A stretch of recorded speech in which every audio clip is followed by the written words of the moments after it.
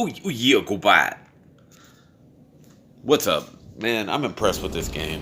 Um, it reminds me of a lot like Bloodborne because of the intricacies of the maps and stuff like that.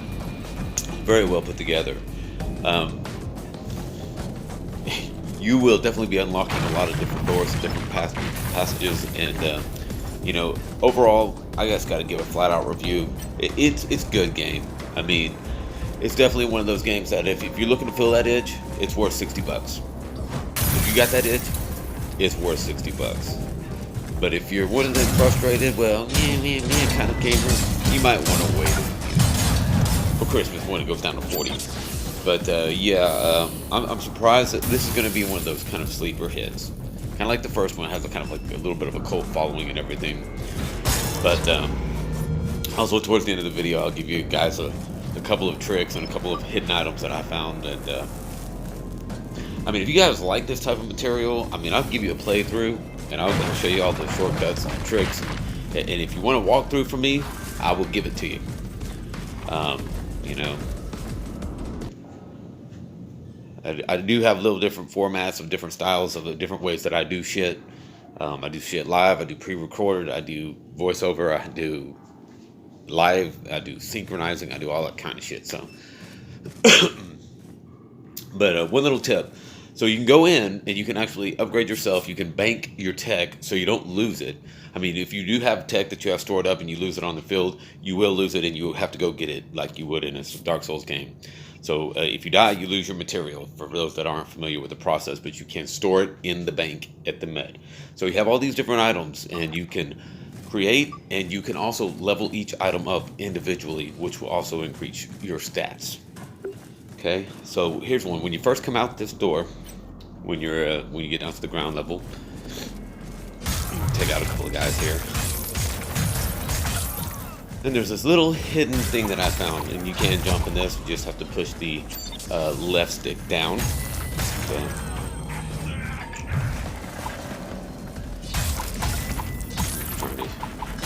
Give a little bit of narration, but yeah, this game is solid. It's a solid game, no doubt about it. I posted up 3 videos within 24 hours. It should tell you a little bit of something. So you're gonna come up here. You're gonna so that's where we came out from right there. So you're gonna come out here, take care of that guy so he doesn't have to haunt you and follow you. Take care of this guy that haunted you and followed you over here. Obviously, this is pre-recorded and I'm doing a voiceover. I got different styles. I'm thinking about going high tech and really doing some really great voiceover work, but I'm not gonna do it with 21 subscribers. Take the guy out with the Molotov cocktails, and I've gotten a whole slew of new weapons. I mean, it seems like this is going to be more like a Dark Souls type of game than a Bloodborne, but it feels more like Bloodborne. Alright, so here you go. You're on this edge right here. What's that? Water? Can I jump over there? You bet you can. A little shortcut right here with a bunch of different implants and stuff like that, different items. I've already done this, so obviously the stuff has been taken away, but if you want to walk through from the get, okay, when you get in there, there's going to be an item right there, and also right down there in that chest. You'll open it up and you'll have to run to the other side and jump, almost like a platformer game. So it is pretty cool.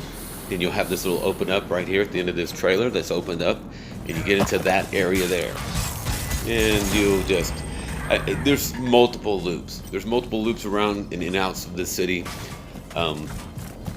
It's very well done. I mean, the mapping is going to remind you of your Harnum. Yeah, real people know what I'm talking about. If you're introductory to this style of game and you just want to try it out, go in with the attitude that this is like an old school RPG. You're going to have to play it, gain your money, save your money, invest into the game. If you're not willing to just invest into a game further than just pushing some buttons and killing the bad guy, these games are not for you. Okay, you just need to get something like Spyro, some shit like that.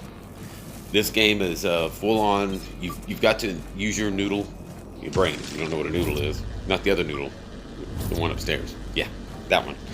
Man, that went south quick. No pun intended, but there was one, so bam! Damn.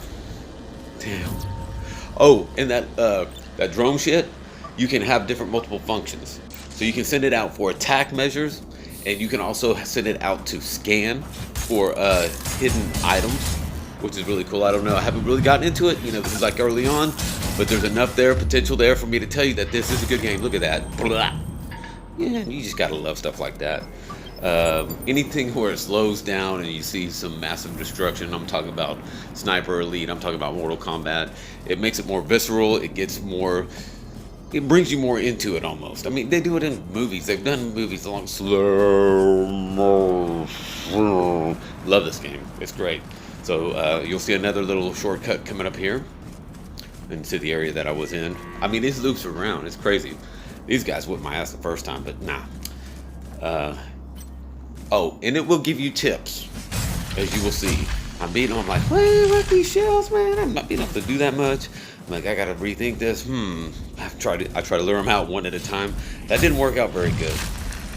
The enemies do seem to follow you, and they don't seem to waver too much unless maybe you go really, really far or speedrun style it. But there is something that will knock these shields off, and it is holding the charge attack, which I just read right there. Unfortunately, it was too little too late. Great game. If you want some more, let me know. Have a good one, guys.